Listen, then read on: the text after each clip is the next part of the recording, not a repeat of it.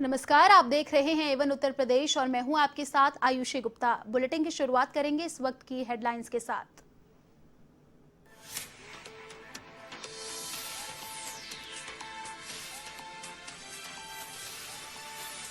गरीब कल्याण अन्न योजना के तहत पीएम का संवाद। यूपी के लाभार्थियों से पीएम मोदी ने किया संवाद।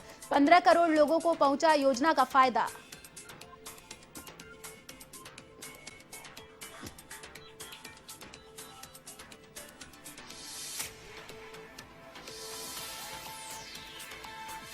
मिशन 2022 को लेकर सपा की साइकिल रैली। अखिलेश यादव ने आह्वान पर पूरे प्रदेश में निकाली गई साइकिल रैली। अखिलेश ने किया 2022 में सत्ता में आने का दावा।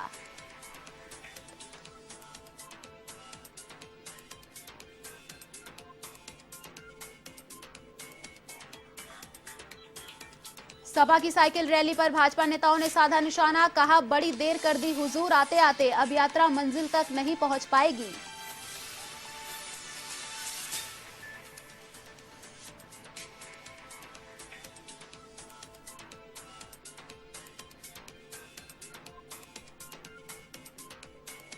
प्रयागराज में लेटे हनुमान जी के चरण पंखारे गंगा मैया ने। श्रद्धालुओं की भीड़ लगने पर मंदिर के बंद करने पर हो गए आपको अब जलस्तर घटने पर खोले जाएंगे कपाट।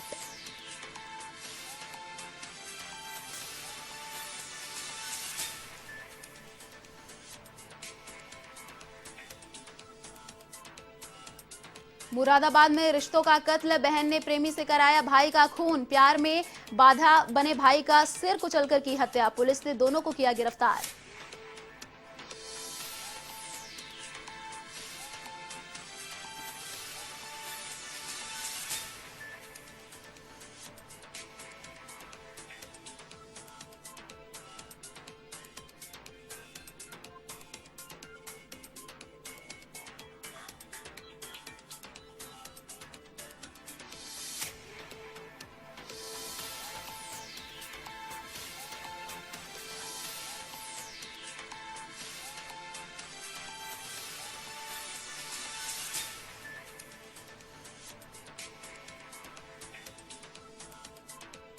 और अब खबरें विस्तार से। कुश्ती के अखाड़े में रवि दहिया से गोल्ड मेडल की उम्मीद खत्म हो गई है। 57 किलोग्राम वेट कैटेगरी के फाइनल में रवि 2 बार के वर्ल्ड चैंपियंस रूस के जावुर युगुरेव को हरा दिए हैं। आपको बता दें कि हालांकि रवि सिल्वर मेडल लेकर भारत लौटे हैं, युगेव ने उन्हें 3 पॉइंट से मात दी। रवि ने कुश्ती के सेमीफाइनल में कजाकिस्तान के खिलाड़ी को हराकर फाइनल में प्रवेश किया था। प्रधानमंत्री नरेंद्र मोदी ने रवि दहिया को ट्वीट कर बधाई दी। उन्होंने कहा, रवि को लड़ने की भावना और इच्छा शक्ति शानदार है। सिल्वर मेडल जीतने पर उन्हें बधाई। उनकी इस उपलब्धि पर पूरा भारत गौरवान्वित है। वहीं हरियाणा सरकार ने भी रवि दहिया को 4 करोड़ रुपए इनामी राशि और क्लास 1 ऑफिसर ग्रेड की नौकरी देने का ऐलान किया है।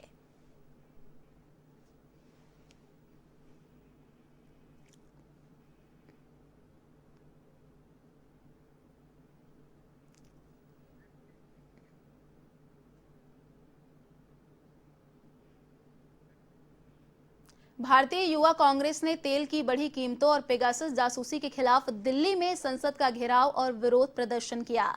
इस प्रदर्शन में कांग्रेस नेता राहुल गांधी भी शामिल हुए और केंद्र सरकार पर जमकर हमला बोला। राहुल गांधी ने कहा कि देश में सबसे बड़ा मुद्दा रोजगार है, लेकिन पीएम मोदी रोजगार के मुद्दे पर कुछ भी नहीं बोलते हैं। उन्होंने आगे कहा कि पीएम मोदी ने हर साल 2 करोड़ रोजगार दिए जाने का वादा किया था, उल्टा लाखों करोड़ों युवाओं से उनका रोजगार छीना गया है। राहुल गांधी ने कहा कि नरेंद्र मोदी का काम हिंदुस्तान की सच्चाई को दबाने का है। हिंदुस्तान के 2-3 उद्योगपतियों के लिए वह ये काम करते हैं। उन्होंने कहा कि जिस दिन भारत के युवाओं ने सच्चाई बोलनी शुरू कर दी, उसी दिन प्रधानमंत्री नरेंद्र मोदी की सरकार खत्म हो जाएगी। वहीं भारतीय युवा कांग्रेस के राष्ट्रीय अध्यक्ष श्रीनिवास बीवी ने कहा कि संसद के मॉनसून सत्र के कम से कम 89 घंटे बर्बाद हुए हैं। इन सबका नुकसान आम जनता को ही उठाना पड़ रहा है। जिन सरकारों से जुड़े हुए मुद्दों पर विपक्ष चर्चा कर रहा है, लेकिन सरकार अपने एजेंडे पर चलकर संसद को बाधित किए हुए है ताकि जवाबदेही से बचा जा सके।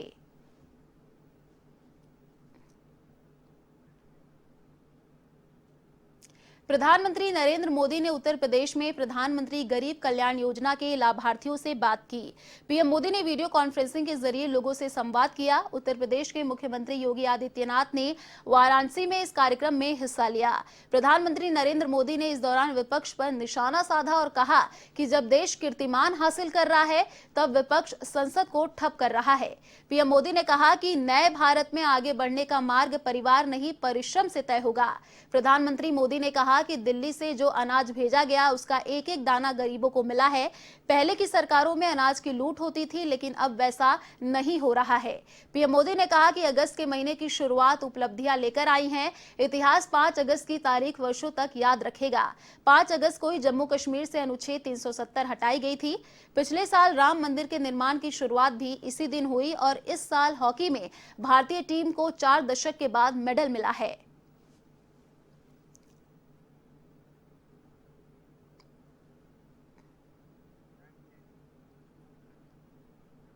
उत्तर प्रदेश के अयोध्या में बन रहे भव्य राम मंदिर के भूमि पूजन को 1 साल पूरा होने पर अयोध्या में भव्य कार्यक्रमों का आयोजन किया गया। उत्तर प्रदेश के मुख्यमंत्री योगी आदित्यनाथ ने इन कार्यक्रमों में शिरकत की। इस दौरान मुख्यमंत्री योगी आदित्यनाथ ने रामलला के दर्शन भी किए। साथ ही यहां आयोजित होने वाले विशेष अनुष्ठान में हिस्सा लिया। इस कार्यक्रम में देश के कई साधु संत भी हिस्सा लेंगे। मुख्यमंत्री योगी आदित्यनाथ अन्न महोत्सव में भी मौजूद रहे। रामलला के दर्शन के बाद सीएम योगी ने साधु संतों से भी मुलाकात की।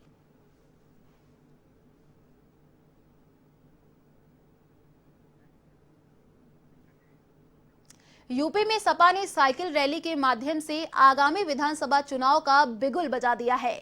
इसी क्रम में कन्नौज में पूर्व सांसद डिंपल यादव ने हरी झंडी दिखाकर साइकिल रैली को रवाना किया। रैली में हजारों की संख्या में कार्यकर्ता शामिल हुए। आपको बता दें कि सपा की ओर से समूचे उत्तर प्रदेश में साइकिल यात्रा निकाली गई।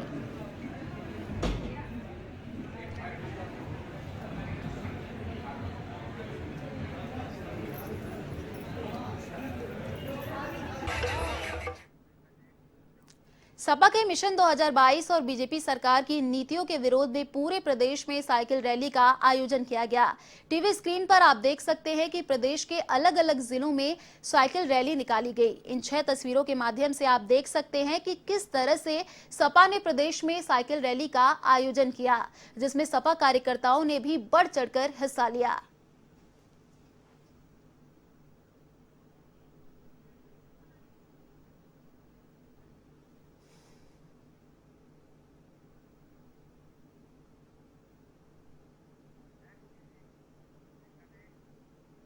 खबर लखनऊ से है, जहां पूर्व केंद्रीय मंत्री स्वर्गीय जनेश्वर मिश्र की जयंती पर समाजवादी पार्टी योगी आदित्यनाथ सरकार के खिलाफ प्रदेश के हर जिले में साइकिल रैली कर रही है।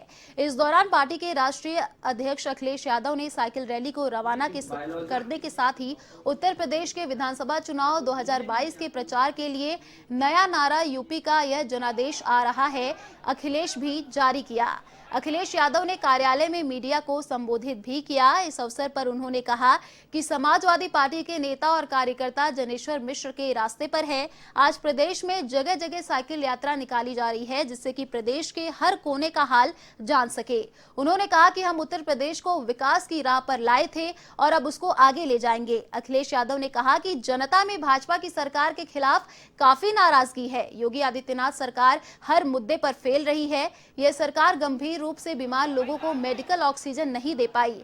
4.5 वर्ष के कार्यकाल में सिर्फ समाजवादी पार्टी के कार्यकाल सभी कामों का उन्होंने उद्घाटन किया। इस सरकार ने हमारे कार्यकाल के दौरान कराए गए कामों के नाम बदल दिए। इनको विधानसभा चुनाव नजदीक आते ही गरीबों की याद आने लगी है। नई चीज उन्होंने जानी है, किस बायोलॉजिस्ट से मिले, किस डॉक्टर से मिले, मुझे नहीं पता है। शायद वो डीएनए भी नहीं जानते होंगे। आज का डीएनए क्या है और डीएनए का फुल फॉर्म।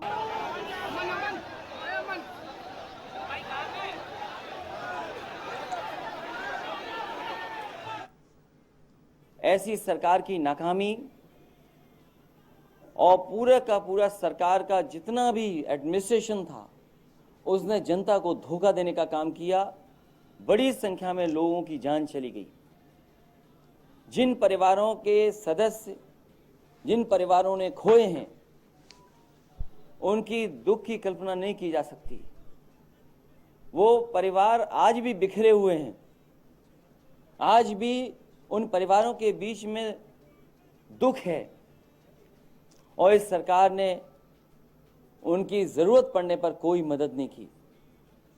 जहां दवाई का इंतजाम हो जाता, बिस्तर का इंतजाम हो जाता, हॉस्पिटल्स में बेड का इंतजाम हो जाता, ये सरकार नाकाम रही और ऑक्सीजन जिससे जान बच जाती, ऑक्सीजन उपलब्ध नहीं करा पाए, जिसकी वजह से न जाने कितने लोगों की जान चली गई। सरकार हर मुद्दे पर नाकाम है और जिस तरीके से जनता में नाराजगी है, आने वाले समय में हो सकता है जनता समाजवादियों को 400 सीटें भी जितवा दे। अभी तक तो हम 350 बोलते थे, लेकिन जिस तरह की नाराजगी जनता के बीच में है, हो सकता है 400 सीटें जीत जाए। और आज तो स्थिति ऐसी है कि भारतीय जनता पार्टी के पास प्रत्याशी कम पड़ेंगे, प्रत्याशी टिकट नहीं मांगेंगे। यूपी में विधानसभा चुनाव से पहले राजनीतिक दल फिर सक्रिय नजर आने लगा है। ऐसे में सपा अध्यक्ष अखिलेश यादव की प्रेस कॉन्फ्रेंस पर भाजपा प्रवक्ता राकेश त्रिपाठी ने प्रतिक्रिया दी है।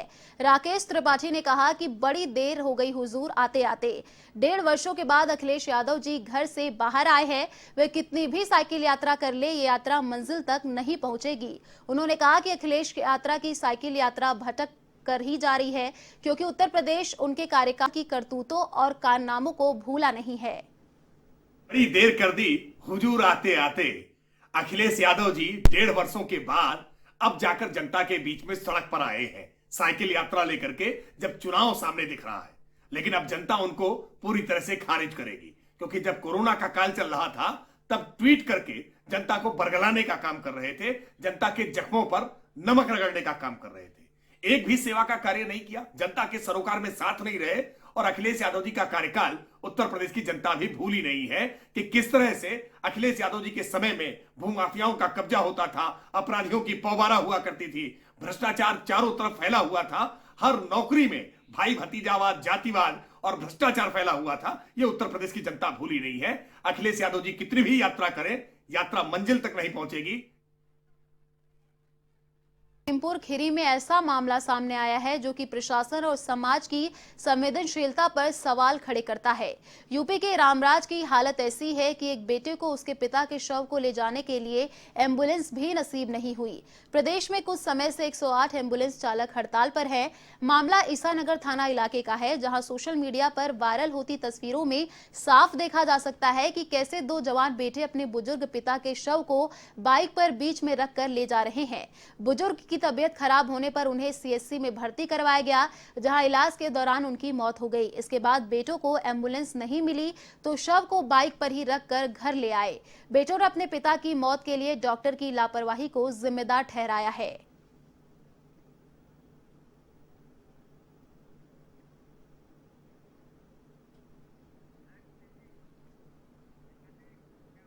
प्रधानमंत्री गरीब कल्याण अन्न योजना के तहत देवरिया जनपद के नारायणपुर गांव में प्रदेश सरकार के कृषि मंत्री सूर्य प्रताप शाही ने गरीबों को राशन वितरित किया। इसके बाद वहां मौजूद लोगों को संबोधित करते हुए कृषि मंत्री ने पूर्व की सरकारों पर जमकर निशाना साधा। पत्रकारों से बात करते हुए कृषि मंत्री ने कहा कि गरीब कल्याण योजना के तहत मोदी जी ने गरीबों को जीवन प्रदान किया है। वहीं जब मंत्री जी से पत्रकारों ने सवाल किया कि अखिलेश यादव आगामी विधानसभा चुनाव में 400 सीट जीतने का दावा कर रहे हैं, इस पर मंत्री ने कहा कि वो दिन में सपने देख रहे हैं।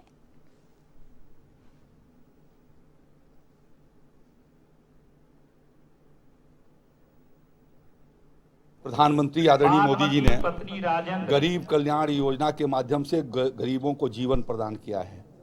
आज इस कोरोना महामारी जैसे वैश्विक महामारी में जब सारी दुनिया जो है वो इससे चरमरा गई है और उस परिस्थिति में गांव के गरीब लोगों को निःशुल्क राशन दिया जाना और लगभग देश में 80 करोड़ लोगों को पिछले बार 11 महीने तक और अब की बार जो है वो 6 महीने तक 17 महीने तक उनको निःशुल्क भोजन कराना ये कोई आसान काम नहीं था और ये काम हमारे प्रधानमंत्री मोदी जी कर सकते हैं, उत्तर प्रदेश के मुख्यमंत्री योगी जी ही कर सकते थे और सही तरीके से वितरण हो, इसलिए इसे महोत्सव के रूप में मनाया जा रहा है।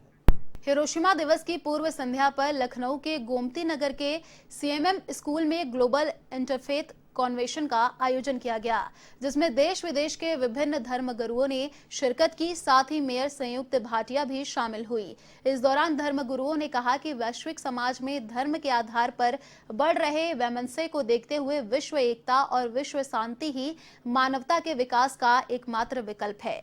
वहीं मेयर संयुक्त भाटिया ने कहा कि भाईचारा को संदेश देने में अवश्य सफल होंगे।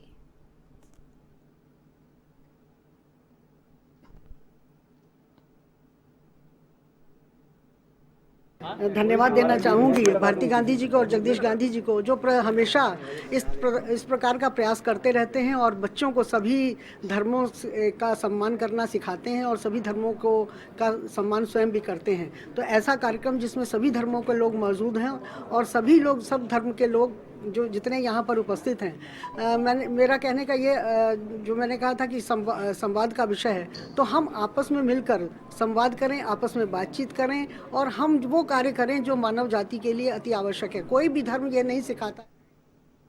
यूपी के लखनऊ से बड़ी खबर सामने आई है। आपको बता दें कि हनुमान मंदिर और आरएसएस कार्यालयों को बम से उड़ाने की धमकी का मामला, आरोपी को गिरफ्तार कर लिया है पुलिस ने। आपको बता दें कि 15 अगस्त से पहले बम से उड़ाने की धमकी दी गई।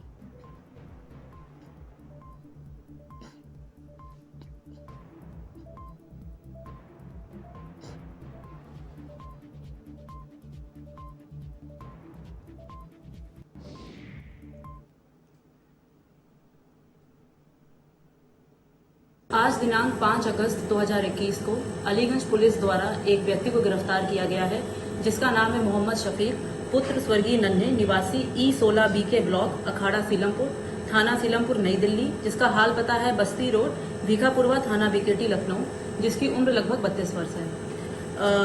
इसके ऊपर मुकदमा संख्या 153/21 पंजीकृत था अलीगंज थाने में, under section 153A, 153B, 295A, 298, 505 1B, 505 2 और 507 भागा B।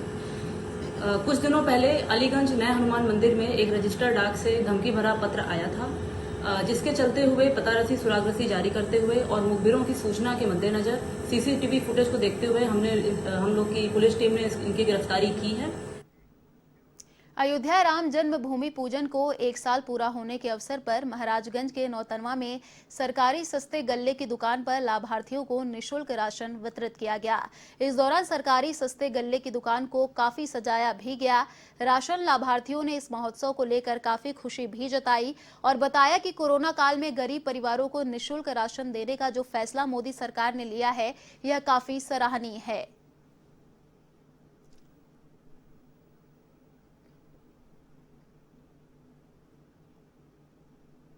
हमारे यहाँ जो प्रधानमंत्री कल्याण अन्न योजना के अंतर्गत लगभग 100 लाभार्थियों को प्रति यूनिट 5 किलो के हिसाब से राशन दिया गया है और सभी को झोले, जो प्रधानमंत्री मोदी का झोला आया था, सबको झोले में राशन वितरण किया गया है। ये निःशुल्क राशन योजना लगभग माह नवंबर दिवाली के बाद तक चलेगा। आज लगभग 100 लाभार्थियों को राशन दिया गया। लखीमपुर खीरी में पुलिस ने वन्य जीव तस्करों को गिरफ्तार करने में सफलता हासिल की है। मुखबिर की सूचना पर पुलिस ने 4 तस्करों को गिरफ्तार किया है। तस्करों के कब्जे से पुलिस ने 1-2 मुहा सांप यानी कि रेड सैंडबोआ बरामद किया है। इसके अलावा पुलिस ने एक कार भी जब्त किया। जिले की ईसानगर कोतवाली में पुलिस ने इस कार्रवाई को अंजाम दिया है। गिरफ्तार किए गए तस्करों को जेल भी भेज दिया गया।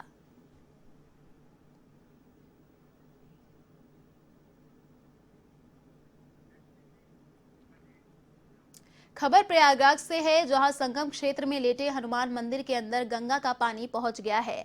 वहीं गंगा का पानी मंदिर के पास तक पहुंचने के बाद से ही भक्तों को यहां जमावड़ा पर लग गया और बजरंग बली की जय और गंगा मैया की जयकार सुनाई देने लगी। फिलहाल इसके बाद मंदिर के कपाट को बंद कर दिया गया है और कपाट तभी खोले जाएंगे जब गंगा का पानी वापस लौट के आएगा।